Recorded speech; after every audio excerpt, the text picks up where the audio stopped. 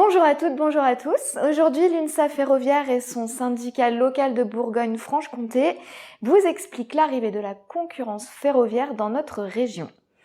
Comme c'est un sujet important et un peu compliqué, plusieurs épisodes seront réalisés pour essayer d'y voir un peu plus clair. Voilà le premier. Bien évidemment, l'UNSA Ferroviaire reste à vos côtés pour répondre à vos questions. Alors n'hésitez pas à solliciter vos représentants UNSA et à vous abonner à notre chaîne pour ne rien rater de cette série. Malheureusement, vous le savez peut-être, l'AOM, l'autorité organisatrice des mobilités de Bourgogne-Franche-Comté, c'est-à-dire le conseil régional, a décidé d'ouvrir la concurrence à l'intégralité du réseau TER. C'est une première dans le ferroviaire français.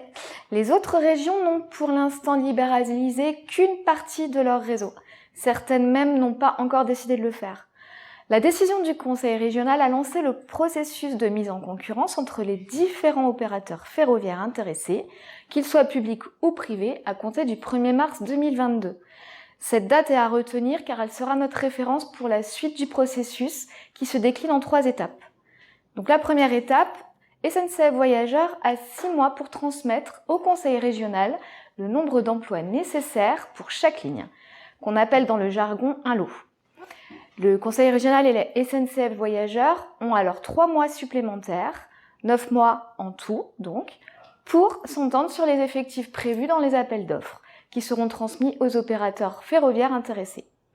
La deuxième étape, si le conseil régional et SNCF Voyageurs n'arrivent pas à s'entendre sur les effectifs nécessaires pour chaque lot, elles auront alors 3 mois pour saisir l'autorité de régulation des transports, l'ART, qui devra statuer et définir les effectifs nécessaires pour chaque lot. La troisième étape, elle concerne le nombre de salariés impactés par la mise en concurrence et les catégories d'emplois concernées qui sont au nombre de 3.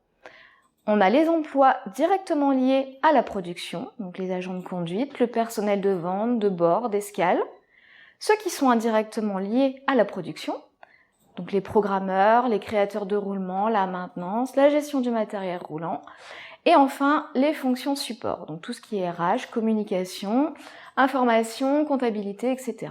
Cette étape est essentielle pour les personnels car elle permet d'identifier les salariés potentiellement concernés par le processus d'appel d'offres afin de les informer dans les délais légaux sur leur potentiel transfert.